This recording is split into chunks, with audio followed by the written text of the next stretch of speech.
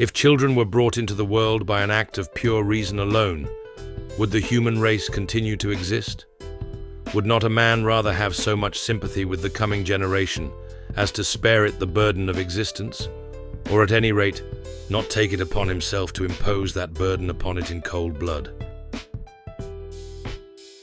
Since government is slavery, which it is regardless of opinion, having children is basically ensuring that they will not be free. You may be conscious and therefore raise your children in a conscious way, but they will still be slaves in the physical world, since government is how the psychopaths in power control us in the 3D world. In fact, if your children grow up to be conscious human beings, this will only make their lives more challenging, since they'll be surrounded by people who are asleep and therefore accept their own and consequently your children's enslavement.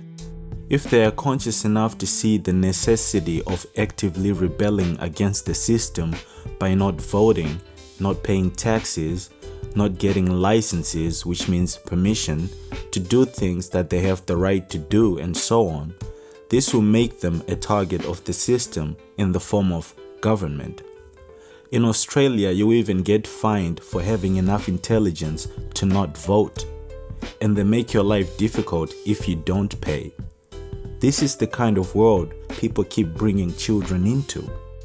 Seeing all this, it becomes obvious that there is no rational or compassionate reason to have children. Most conscious people had children while they were still asleep, and the few conscious people who do have children after awakening are still unfortunately ignorant of the true nature of the world that they live in. They don't even understand the simple facts that government is slavery, and the world is set up in such a way that it's almost impossible to be free from it. In fact, it's basically impossible to not fund government, which is slavery, in some way, shape, or form. The only way someone can have kids is if they don't think about it deeply. Because once you actually think about it deeply and objectively, you'll see how insane the world is, and how insane bringing new people into such a world is.